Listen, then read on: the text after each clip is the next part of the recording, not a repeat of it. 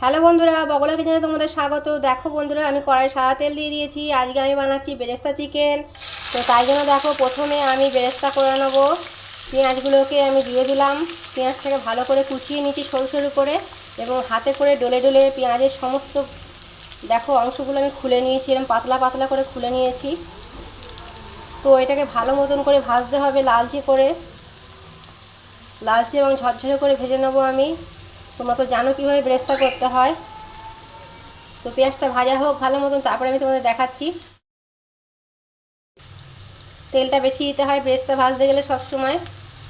তোমার তেলটা বেশিই দেওয়া আছে। এবার হাই ফ্লেমে পেঁয়াজটা আমি মুচমুচে করে ভেজে নেব। দেখো, সবে হালকা লাল হয়েছে, এখনও কিন্তু বেশ কিছুক্ষণ ধরে পেঁয়াজটাকে ভাজতে হবে।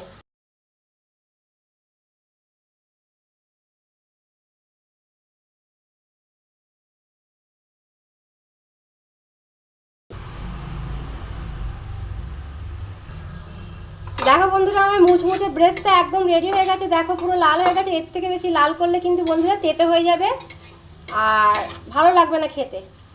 তো আমি দেখো এবার তুলে নিচ্ছি। আমার পেঁয়াজ বেরেস্তা কমপ্লিট হয়ে গেছে। আমি তেলটা ঝরিয়ে আমি তুলে নেব। তেল ঝরিয়ে তুলে নেব।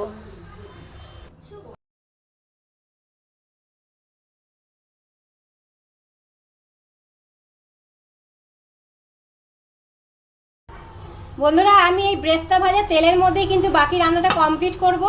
তো দেখো, এবার এই তেলটার মধ্যে আমি কিছু গরম মশলা, গোটা গরম মশলা আমি ফোড়ন দেব।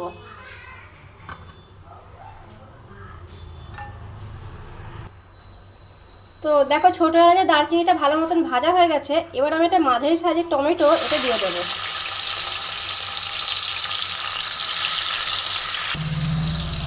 দেখো, মাঝারি সাইজের টমেটো আমি একটা অ্যাড করে দিয়েছি। টমেটোটা একটু ভাজা হবে এবং ভাজার সাথে নরমও হবে। তারপর আমি অন্য মশলা এতে অ্যাড করব।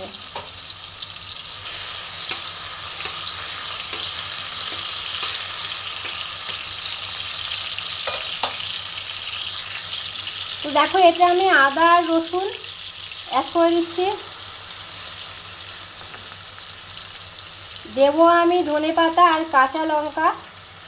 আমার যতটা আমার ঝালের প্রয়োজন আমি ততটা কাঁচা লঙ্কা এখানে দিয়েছি। এবার আমি একে একে সমস্ত মশলাগুলো এতে দিতে থাকবো। যেমন দেবো আমি স্বাদ মতন লবণ,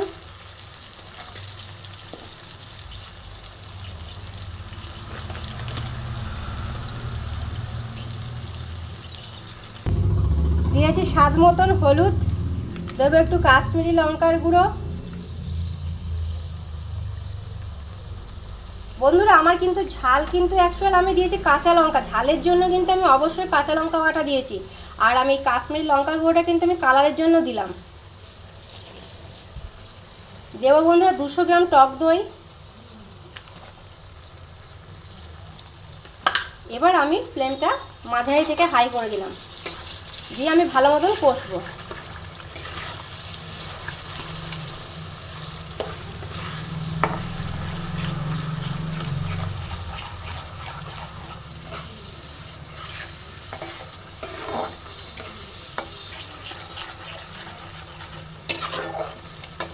তোমরা পুরো রান্নাটা দেখতে থাকো বন্ধুরা। আমি এখন এতে অনেক কিছুই মিশাবো। তো মশলাটা আমি খুব সুন্দর করে কষবো।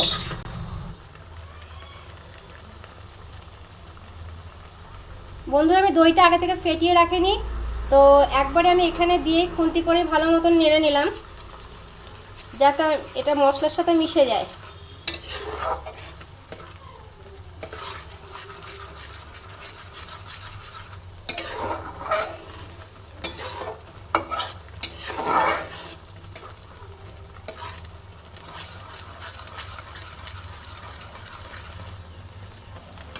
দেখো, দইটা কিন্তু খুব সুন্দরভাবে মশলার সাথে মিশে গেছে।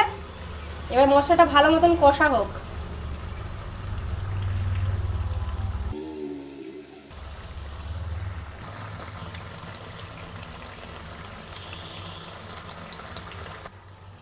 মশলা খুব সুন্দর কষা হয়ে গেছে। দেখো, আমার মশলা থেকে কাঁচা গন্ধ চলে গেছে এবং মশলা তেলও ছেড়ে দিয়েছে।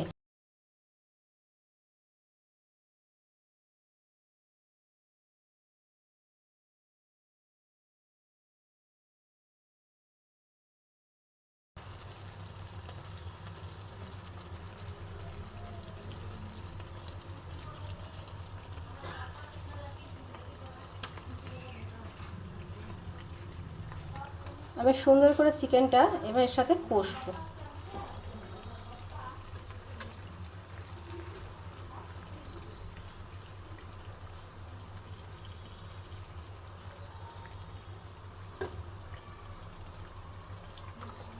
তো ফ্লেমটা আমি বাড়িয়ে দিলাম, এবার আমি চিকেনটা কষে নেব। খুব সুন্দর করে কষা হচ্ছে বন্ধুরা, দেখো ফ্লেমটা কিন্তু আমি মাঝারি রেখেছি। একটু ভালো মতন কষা কষা হোক, তারপর আমি এতে আরও কিছু উপকরণ অ্যাড করব।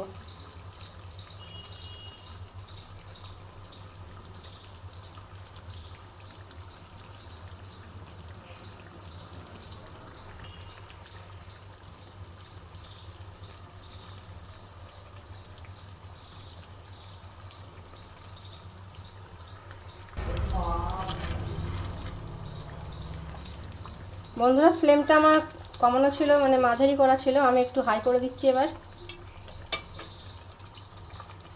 আর এতে দেখো আমি যে বেরেস্তাটা ভেজে তুলে নিয়েছিলাম সেখান থেকে কিছুটা আমি দেখো বেটে নিয়েছি, তো এটা আমি দিয়ে দিচ্ছি। এবার ভেজে রাখা বেরেস্তাটা আমি দিয়ে দিলাম, বেটে পেস্ট করে মিক্সিতে পেস্ট করে নিয়েছি আমি জল ছাড়া।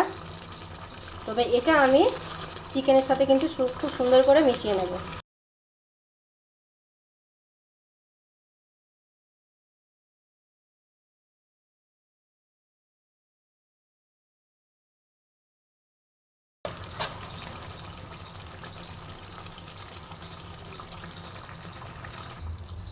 আমার চিকেন প্রায় হয়েই এসছে।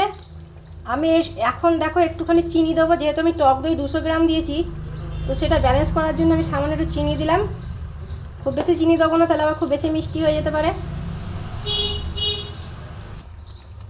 তো দেখো এখন আমি যে ভেজে রেখে বেরেস্তা থেকে কিছুটা আমি পেস্ট করে চিকেনটা কষার সময় দিয়েছিলাম, তো এখন আমি আবার কিছুটা দিয়ে দিচ্ছি।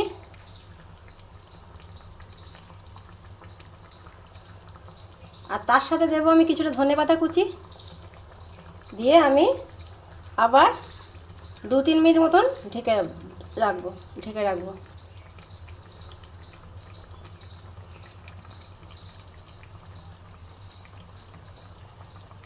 ঢেকে না রাখলেও হয় বন্ধুরা, যেহেতু আমার এটা হয়েই গেছে।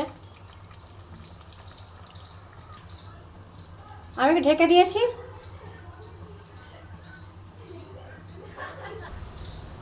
ঢাকা খুলে নিয়েছি, গ্যাস বন্ধ করে দিয়েছি। দেখো আমার বেরেস্তা চিকেন একদম কমপ্লিট। এটা অসম্ভব খেতে ভালো হয়, তোমরা একবার অবশ্যই বানিয়ে খেও।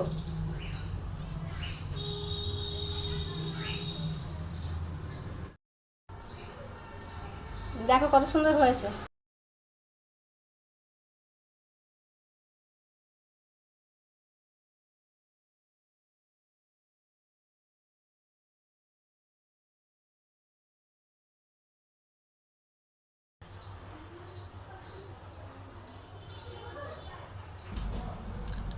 বন্ধুরা দেখো বেরেস্তা চিকেন আমি সার্ভ করে দিয়েছি।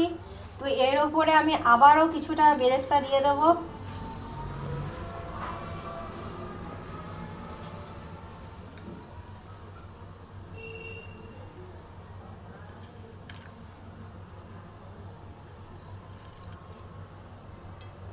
অসম্ভব ভালো খেতে হয়, অবশ্যই একবার ট্রাই করো। আর এটা সবের সাথে যায়, তোমাদের পছন্দ মতন খাবারের সাথে তোমরা এটা পরিবেশন করো।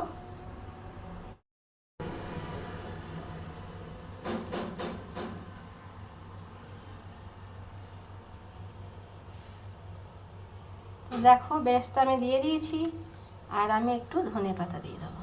বাস আমার গার্নিশিং রেডি। দেখো আমার সাজানো একদম কমপ্লিট হয়ে গেল আমাদের বেরেস্তা চিকেন।